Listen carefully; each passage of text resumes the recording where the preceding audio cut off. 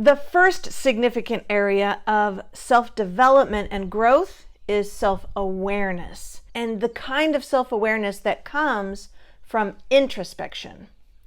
When we are able to get quiet and to meditate, then we can self-command. We can take a step back from being reactive and really choose our response to stressful situations, to the negative voice in our head that is forever judging and telling us to procrastinate, or perhaps that we're not good enough. That's the judge.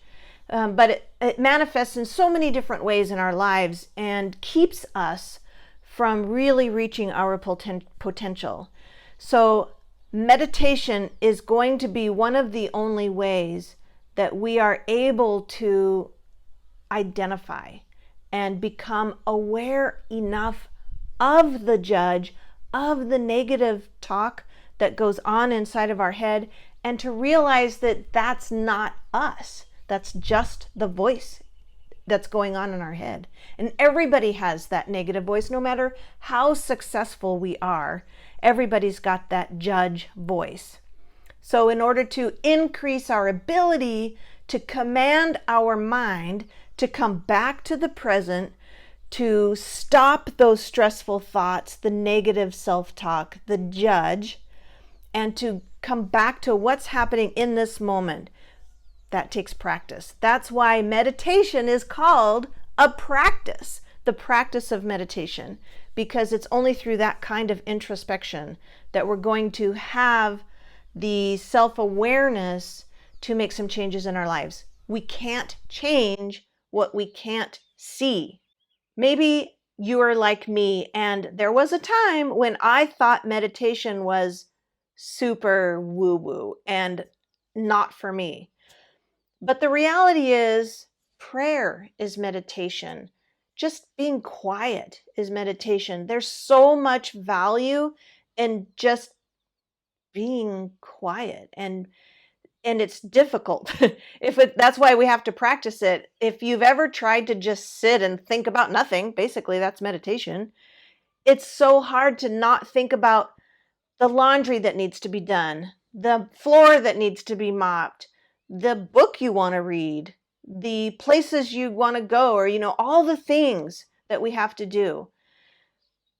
But practicing the self-command of bringing your awareness back to your breath, into the present moment, any kind of physical sensation.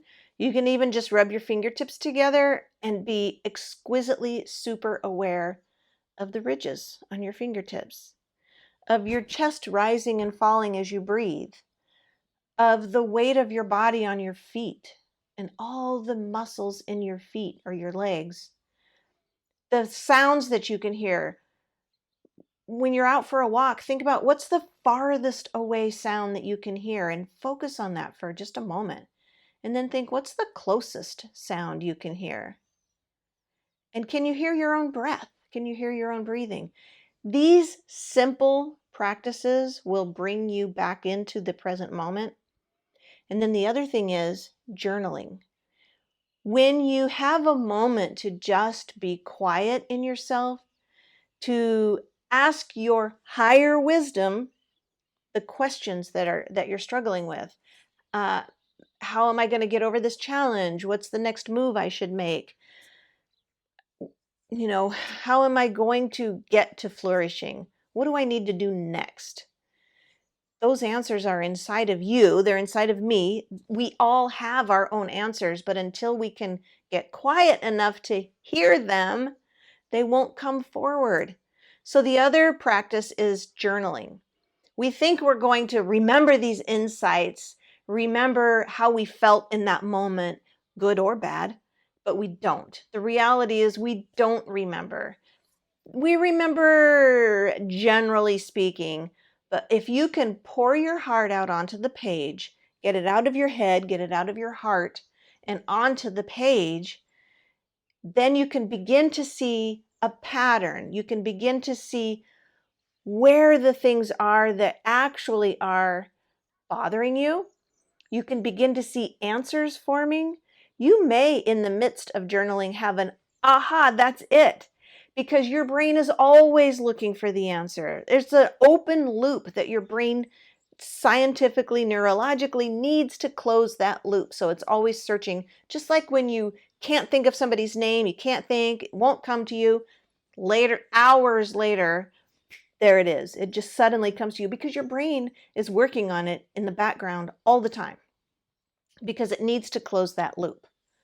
So number one, the foundation to personal growth is self-awareness, and through introspection. We have to take the time, and it doesn't take a lot of time, but it does take an intention to take a few moments and get quiet, journal, and just allow your own higher wisdom to come forth in that way.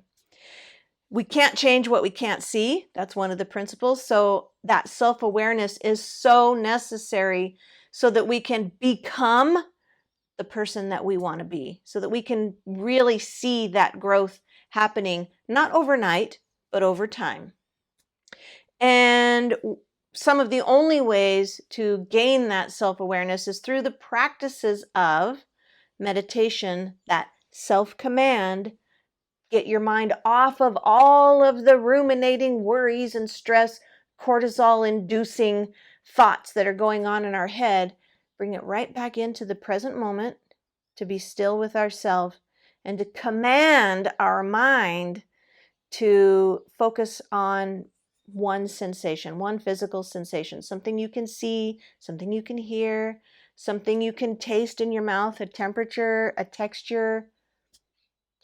And then keep it going. It's a practice. It's not something where you ever arrive.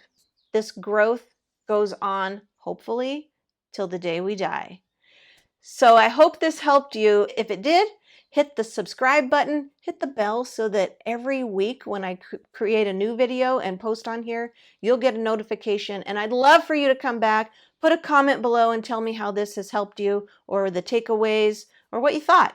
And also, shoot me a line about what else you would like to hear more about. I'd love to know, and I'll create all kinds of content for you so that you can go from languishing to flourishing, from dormant or bored or restless or not knowing what your purpose is or how to live it and bring it to life in your life, to flourishing. I'll see you next time. Bye for now.